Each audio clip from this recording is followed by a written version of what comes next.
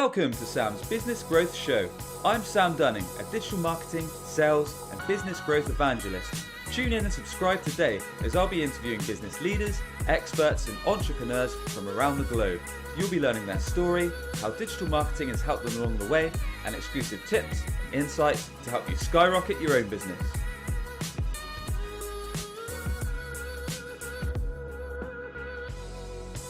And welcome back to a fresh episode of Sam's Business Growth Show. I'm excited to be joined by Max Altschuler today. Max is the founder of Sales Hacker, the largest online resource for B2B sales across the globe. In 2018, Sales Hacker was actually acquired by Outreach, the leading sales engagement platform, and Max was installed as a VP of marketing. He's written 2 books on sales, hacking sales and sales engagement, and even a book on career building, career hacking. Max, a very warm welcome, sir. How are you doing? Doing great.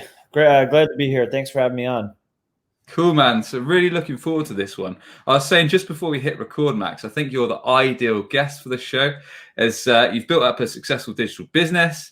You're big on sales and you're big on business and marketing. So there's so many different tips, so many angles we could take. We'd probably talk for about 2 hours, but we'll try and keep it condensed to 30, 40 minutes today. Yeah. So what's going to be really interesting is if we can actually talk a bit about your story, first of all, because you've got such an interesting one. And if we could learn really how and why you set up Sales Hacker and how you grew it to be so successful, man. I'm really interested to learn, and I'm sure there's plenty that you can share with our audience today, sir. Yeah, definitely. It probably set it up for the same reason that you set up this podcast. I wanted to, I was doing some hacky stuff in our sales process at an early stage company at the time called Udemy, which is an online education marketplace. We were a seed stage startup, less than 10 employees. Now it's a multi-billion-dollar company, but we needed to do more with less. We needed to figure out ways to generate more revenue using less resources. We didn't have the resources. We didn't have the headcount. We didn't have the money. We didn't have the technology, all that kind of stuff.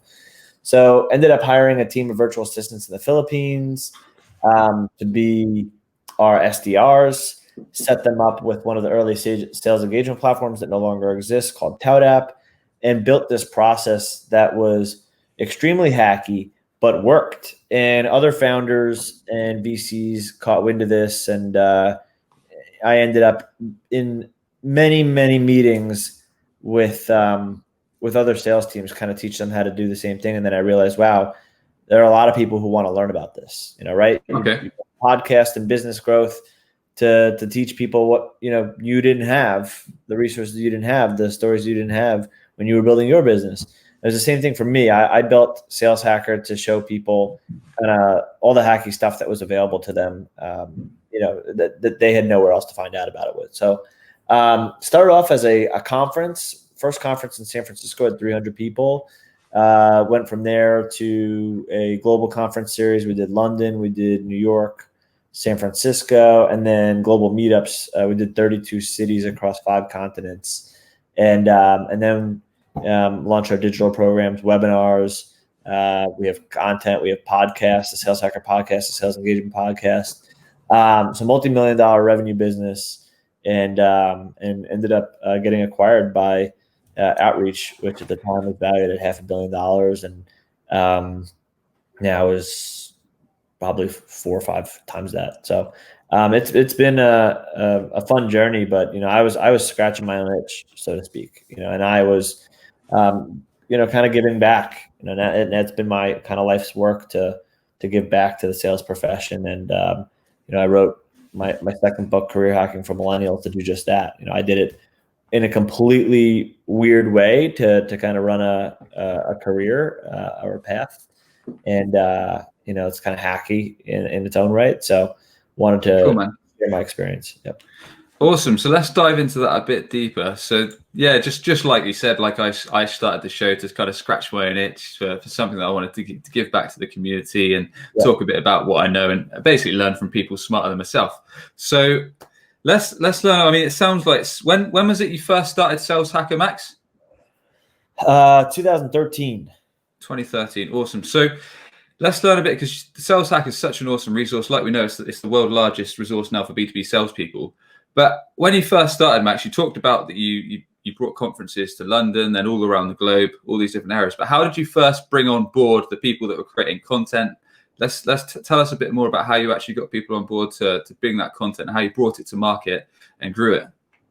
Yeah, I started writing most of the content myself based off the stuff that we were doing in our own sales process.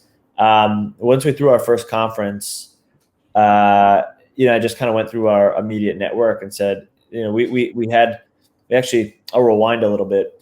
We started off as an invite-only meetup in San Francisco. So only invite people who add value, who are doing like really hacky stuff in their own sales process. That group went from 4 to 20 people over the course of a year. So we really did only invite people who added value. It wasn't like a meetup for meetup's sake and like, let's just blow this thing up. We heavily curated it. So by the time we did a conference, we had some really unique people in the room, and it was really easy for us to throw a conference together with some incredible speakers. So we had Jason Lemkin, who had started EchoSign and sold them to Adobe. We had Matt Cameron, who was the head of global sales at Yammer, which at the time just got acquired by Microsoft. We had Armando Mann, the VP of sales at Relate IQ, which was right before their acquisition to Salesforce for like $400 million. We had Doug Landis, who was the head of sales productivity at Box, and previously, I think Google and maybe Salesforce before that. So we had some like incredible speakers for this first event. We repurposed content from the conference to the online publication. And then as we started to add more content to the site, we had more people raise their hands like, oh, I have something to share. They'd come inbound, we put them on. So it kind of like laddered up. And the more people we got in the audience, the bigger name people would want to share more. So now like we have a podcast that gets somewhere between like 12 and 15,000 downloads per episode. And because we have so many downloads, we're able to get like a higher level of person to come on the show. So you kind of have to like ladder up as you grow a media company, where it's like, you kind of try and get the best talent you can get for your audience size. And then as you get that talent brings more audience. Once you have more audience, then you can start pitching people that are a little bit, bigger, and try and get them on. And we've had Dan Pink and Annie Duke and Chris Voss on the show, which are like best-selling authors. We charge $50,000. Just read his book. So good. Never Split the Difference. Enjoyed it. Yeah. So, they charge a lot to speak at conferences, but, they don't charge us to come on the podcast because we have such a great audience. So. Yeah, it sounds like me starting, Max, actually. When I first started the podcast, I was kind of scratching around to see who I could get on.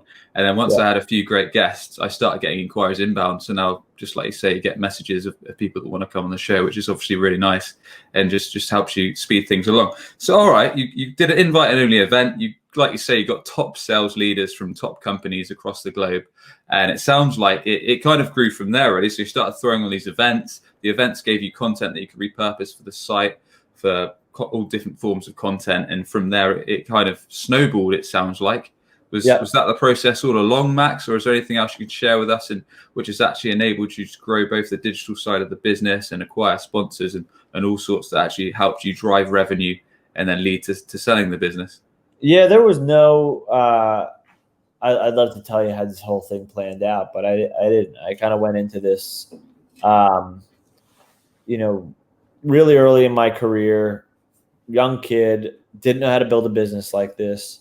I was 24, 25 at the time when I started Sales Hacker. So I kind of just went in and I was like, all right, well, first conference made a lot of money. For me, it's all relative, but for me at the time, coming from a startup salary, it was a lot of money. It was more than I made annually at my previous company. Wow. Okay. So I was like, wow, there's a business here. I'll try one in New York, see if it's just as successful. And it was. And when I had originally, even tried to do New York, I was like, I'll try this. I'll try this business for a year. And worst case scenario, I just come out like super well connected with a brand new space. Best case scenario, it like becomes a real business, and we figure out other things to do. So we did the New York conference. Right before we did the New York so the San Francisco conference was fall of 2013. The New York conference was spring of 2014. Right, like a month before the New York conference, we launched the publication. So the Sales Hacker blog and site. Okay. And then right after the New York conference, one of our sponsors came up to us and said, like, hey, this is great, but we don't want to wait till the next conference to do something with you guys. Can we do like a monthly or bi-monthly meetup in New York? I said, okay, let's do it. And they also had an office in San Francisco. So we did a alternating New York and San Francisco meetup. And then I started making money off the meetups. So the first 2 meetups made like 5 and 7K each. Really took no extra effort to set up on our part. And I didn't need really any extra resources. So I was like, oh, okay, this is interesting. Like, I wonder if there's a way to scale this out. So we went to scaling the meetups. We ended up doing the SaaStr annual for Jason Lemkin. We ran logistics for that for 2 years. So that like padded some revenue for us and also helped us with credibility. We also did a joint conference with Salesforce, which is another thing that put us on the map big time, and kept growing the audience. And some of the best advice I ever got was from Jason Lemkin from SaaStr. And I was kind of like, I don't know where to go with this. I don't know where to take this. And he was like, just grow. Like, what would you do if what's your list size? Oh, 20 or 30K. He's like, what would you do if you had a list of 100,000? It's like, oh, wow, a lot of possibilities were up above for me. So he was like, yeah, just get there. So we ended up doubling down on SEO. We hired this guy, Gaetano from Pipedrive, who was like an SEO Great guy. I had him on the show a little while back. Yeah, phenomenal at what he does, and grew. And we grew to 80,000 subscribers when we got acquired. Now we're 175,000 or so, something like that. So, I never really had a plan. I just kind of was like, all right, let's follow this and see what doors open and stay flexible. And there are probably lots of things I would have done differently. I'll probably sit down and write a whole book on it one day. But I think got me where. It got me to a great outcome, and even selling the business was like a whole process in itself. Yeah, it'd be interesting to talk about that in a sec. Before we get to that, there's a couple points I'd love to discuss a bit further. So, obviously, events was one of the core foundations of the business. Have you got any tips, Max, for anyone that's actually thinking? Obviously, right now, face-to-face physical events are pretty much a no-go, but plenty of virtual events going on. Yeah. I was going to say, don't do it. No, events are a headache. Yeah. And they're really tough. And we saw the writing on the wall.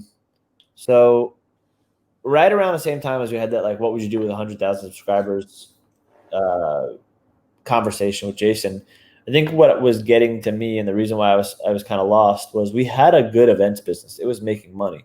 But I saw the window shrinking. Like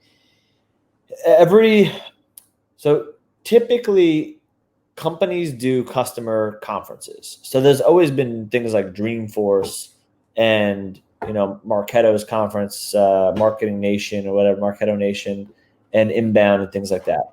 But 5-6 years ago, that was only reserved for like really big companies. Like those were the only ones who did like real customer conferences. Okay. Now that these companies are so heavily venture backed, they're doing those earlier in their existence. So kind of like 2017, towards the end of running, Sales Hacker standalone, we were seeing that all of the companies in our space were also doing their own conferences. So conferences were getting saturated. It was getting harder for us to differentiate. It was getting harder for us to make money. And it was getting harder for us to sell tickets because if you're an attendee, you're like, well, I can go to your conference or I can go to these like 3 other vendor-led conferences. It's really hard to differentiate because like they can go get the same speakers we can get and they can lose $1 million on their conference. We had to make money. It's really hard to compete in a space when you have to make money and the other person can lose a lot of money.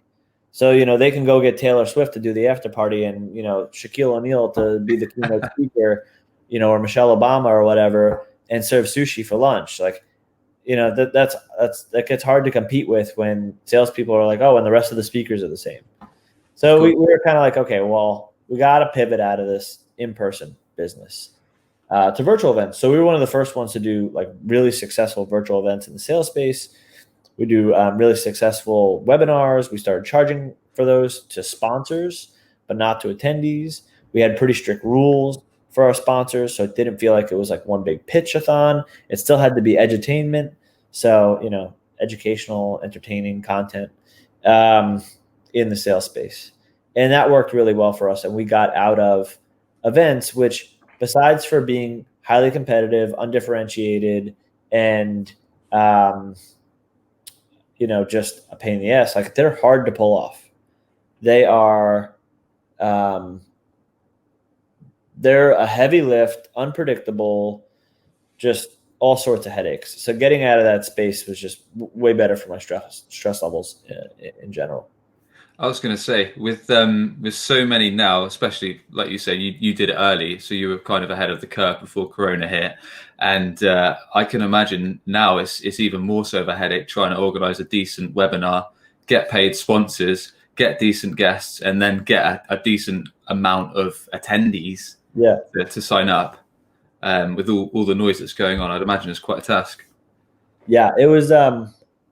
It was a lot to do, that's for sure. And I think it got tiring and exhausting towards the end there too. It's like, okay, another year of this. Where do we go from here? What's the next evolution of this business? So, kind of a good segue into selling the business if you want to go into that next. Yeah, just before we do, I'd love to talk about. Obviously, we'd like to take the angle of digital marketing here on the show. And being a huge lover of SEO, it's actually how we get daily inbound leads ourselves at WebChoice, and what we do for our clients in their relevant industries to get them daily leads. It'd be interesting to know your strategy. I know Gaetano, when he came on, he talked to us a little bit about it, but why did you decide to take the SEO angle? How did you attack it? Obviously, you're a big marketer, Max, so it'd be interesting to hear your take. Yeah, and I can let the Gaetano conversation go into the nitty gritty because he was pulling all the strings and he was the GM of the day to day of that business. But when we said we had that conclusion that we drew, which was okay, let's get to 100,000 subscribers, and then that opens up all sorts of doors for us. Around the same time, we were also seeing success with webinars, and we were charging for those webinars. So we saw a business where we could do a lot of digital education, online education, and if we had the numbers, it opened up all those doors to figure out all those different business lines. So like I said, we were trying to figure out how to get out of in-person events. The only way to do that, safely is to have a large enough subscriber base that you can start testing digital things on. So being able to test webinars and podcasts and virtual events, but also like online courses and mastermind groups and things like that, could have been something we try. And, what if you wanted to do a $10,000 a year, YPO type or 10X CEO type mastermind or Tony Robbins type mastermind, but for like the top salespeople? Well, if you run that program and you have 100,000 subscribers and you need to fill that program up, it's a lot easier with a lot more people in your database than, with only 20,000. So if you're going to take leaps like that, you have to have the database to sell to. You have to have the TAM to sell to that you feel like you'll be successful. And so we were kind of gearing up to pivot the business, and building up that list was like the way to do it. So that's why we decided, okay, we got to hire a content and SEO person and go to work. And that would open up a lot of different opportunities for us. So it was one of those things where we saw the walls closing in on in-person events, and we had to make a large shift. And Gaetano was, the most expensive person I had hired at that point. It was, a role that wasn't necessarily core to our current revenue stream. So it was a big risk, but it paid off big time. And he did a lot for the business for sure. And I think it all worked out for him too, because he went from an SEO guy to a head of demand gen at a fairly large company and built his brand off it. And he's done some great work since too. Excellent. No, good stuff. And is SEO something you'd recommend, Max, to any business that's looking to up traffic, up inquiries, up leads or sales? Yeah, I would say, if those are your goals, yeah, it's tough to give a generalization, some guidance like, oh, SEO is for everyone. I'm not sure if it is, but if those are your kind of baseline goals, then yeah, sure. Cool, man. All right, let's move on a bit. Let's learn a bit how the acquisition came about. When was it you got to the point of, oh, it's time to sell? Did you have offers on the table? Talk us a bit through the strategy and how it came about. So we had really good relationships with all of our sponsors, which are all potential acquirers. So, we had conversations with like, HubSpot and LinkedIn about what it would look like.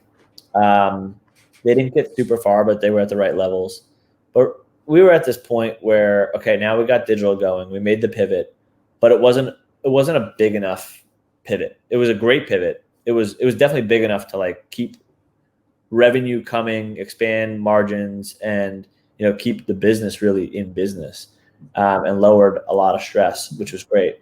But it wasn't, we were kind of at a plateau in revenue. It was like, how do we 10x this business? What is our quickest way or most obvious way to do that? And thinking through that, it became clear that the only way to do it was to potentially cannibalize what we already had, which was scary, risky, and it would take 2 or 3 years to figure out if we were on the right track. And that meant building things like those mastermind groups, paid communities, all that type of stuff. And I was just kind of like, okay, this seems like a long, hard slog to do. So we started having acquisition conversations, and what I did was I built a spreadsheet of all the potential acquirers. And there were 3 buckets of potential acquirers for a business like ours. There were SaaS companies who would acquire us for the community. There were research and advisory and training and consulting firms that would buy us for the community. So those would be like the Forresters, the Gartners, the Winning by Designs, those types of companies. And then the last bucket was like trade show companies and like private equity, growth stage, Informa style companies. I'm not sure how many folks know who those are, because they usually don't know who they are, but you've been to like 20 of their conferences. They're basically owners of like all the big trade shows. Okay. So I made that list of all the 3 different buckets and all the companies in those buckets that could potentially do it. Then who did I know at those companies? What was my relationship strength? And were they the right person to be talking to? And were we having conversations? So I had this list going. It was great, but I had my preferred targets and outreach. I was an early investor in. I knew it had like substantial potential, and they just raised a $65 million Series C or D at a $515 million valuation. So they could afford me. And so I went to their conference May of 2018, and I had some time with Manny, the CEO, and I sat down with him and I said, "Hey, congrats on the round. What keeps you up at night?" He said, "Marketing." And I said, "Well, we've got the world-class media company for B2B salespeople, and you've got best-in-class sales software. Let's make this thing happen." And we did it. So looking back on it, it was the obvious right choice. It was the best choice we could have made. We've already, probably close to, I'd say like 6 to 10x the value of outreach since then. And most of my deal was in stock. So when we talk about I was like, how do I 10x the business? Well, this is the way to 10x the business. This is, substantial. So, okay. And we didn't just 10x revenue, we 10x the value. So, I have no regrets. I think looking back on Sales Hacker, there were a lot of things I could have done differently to run a better business. I was young, and dumb in a lot of ways, but now I've been around the block a little bit more and definitely would do some things differently. And I think you had Sam Jacobs on here who's took a fresh look at things, and timings played a key piece too. But yeah, I think he's done a great job of building kind of what we probably would have ended up building if we didn't do an acquisition. Like, how do we build a paid community off the back of this? Okay, we've got 100,000 free members. What would our conversion rate be to some sort of a paid community like that? And then see if we could build that up over time. But he's done a fantastic job with Revenue Collective. Well, yeah, I'd say you've done much the same, my friend. A very, very good job. Now, it's interesting you should mention that you built a list of potentially ideal customers, ideal buyers for the business. Did you find yourself actually prospecting and approaching those, or did you just work out that outreach was the ideal fit, and then that conversation flowed nicely and it just went to? I knew them because they were all, like, for the most part, they were all sponsors, okay, or like strategic relationships that we already had. So like Serious Decisions, before they sold to Forrester, was a potential acquirer for me. And I had driven up to Connecticut when I was, one summer I was in the Hamptons to go see them at their office and just like, shake hands, see what they're thinking. So we had the relationship there. We knew all of our sponsors, everybody in SaaS, because they sponsored our events. So Tout App had sold to Marketo, so I had a buddy who was, all of a sudden now the GVP of strategy there. We had a good friend over at Calidus Cloud who sponsored some of the events, who was their head of corp dev. Knew the corp dev folks at LinkedIn. Knew all the marketing leaders at HubSpot that we were talking to, and then obviously all the smaller companies and the potential ones like SalesLoft, Drift, Outreach, Gong, et cetera, that we had relationships with through the sponsorship and things. So we had a lot of those, and then over the course of the business, I was on the radar for a lot of these like PE, growth equity, conference companies as well. So we had some relationships better than others with a couple of those, but they kind of all knew who we were. We needed to get our revenue up a little bit more to kind of be really interesting to them, for them to chase. But I think if I had come to them and said like, hey, I'm out of options, we would have been able to do something. But I don't think I would have gotten to that point. Awesome, man. No, it's interesting. The reason I ask is I'm doing a similar process at the moment, putting a list of ideal businesses that could potentially sponsor the shows. It's kind of got to that stage. So it's good for us. It's cool for us to learn. Awesome, man. Well, no, it's been interesting to chat. Max, I do like to ask if you could pick just one digital marketing channel that can help businesses grow, what would be your choice and recommendation? Man, I don't know if I would... I don't know if I have like one singular choice or not. I would just say that I don't know if I'd have a singular choice for every business. I love a podcast. I just think that whatever you pick, you double down on. So, for us at Outreach, I think our podcast has done big things for our business.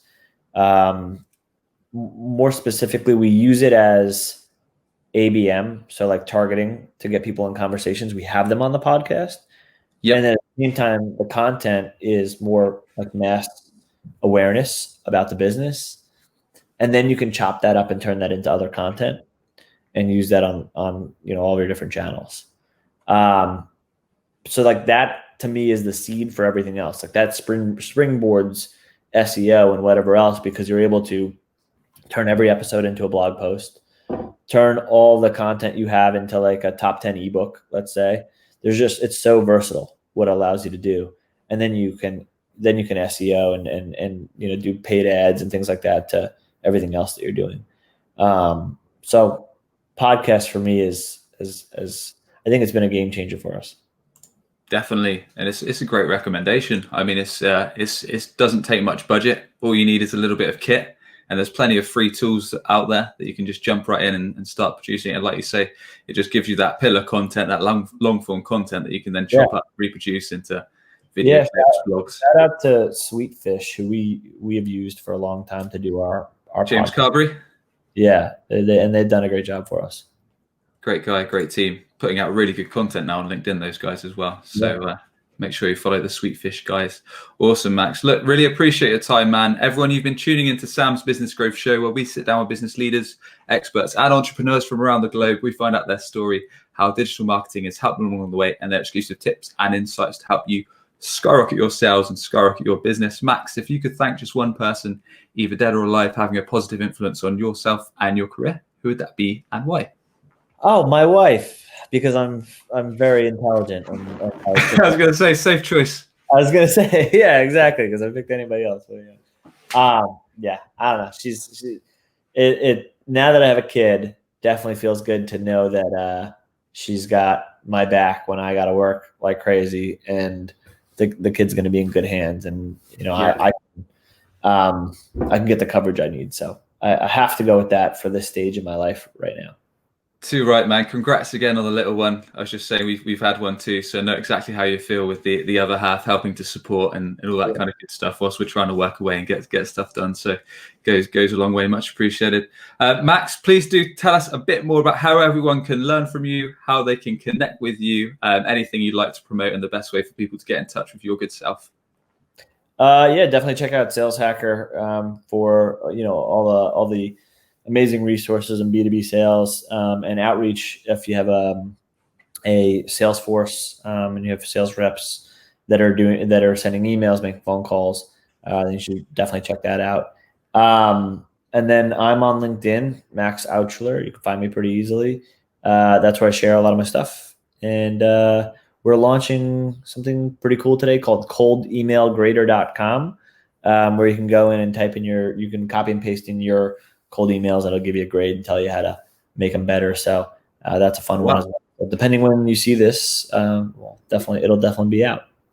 That's awesome, man. Is that like an automated tool? Yeah, check it out. Sweet. We did cool stuff with AI and NLP and some things. One of the things they did, so we had a really brilliant team help us out with it, and there's, I guess, like an open source directory from when Enron got in trouble, with the law, and all of the Enron emails are now like public domain. You can get them on like GitHub or something like that. So when you're building a natural language processing application, you can use the hundreds of millions or whatever it is of Enron emails to train the application, because it's real life human to human conversation that is happening in these emails. So we use these open source Enron email database or whatnot to train the algorithm, plus a couple other things. But it was pretty cool. So that's super smart. What was that link again, man? coldemailgrader.com. coldemailgrader.com. Awesome. We'll have to check that out. And if you want to grade your email, little free resource for people sending emails. Top man. Max, really appreciate you coming on, dude. You're welcome to come back any time, and I'm sure there's another topic that we can pick your brains on, be it sales or marketing. Plenty. Yeah. Awesome. Thanks, man. Appreciate it, dude. And be sure to hit subscribe. If you enjoyed the show, we interview business leaders each and every week to help you boost your sales, grow your business, and make best spend of digital marketing. So subscribe to Sam's Business Growth Show. Thank you, Max. Thank you, everyone, for tuning in. Are you tired of constantly hunting for new customers? You could be missing out on regular inbound opportunities, all because your website isn't on the first page of Google. Perhaps you're already spending lots of money on advertising, but your website is failing to convert all of your hard-earned visitors into a consistent flow of new customers.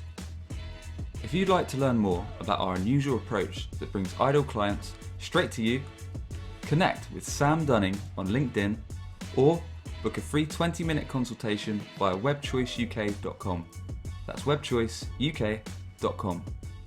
Subscribe today for more digital marketing, sales, and business growth tips from the experts.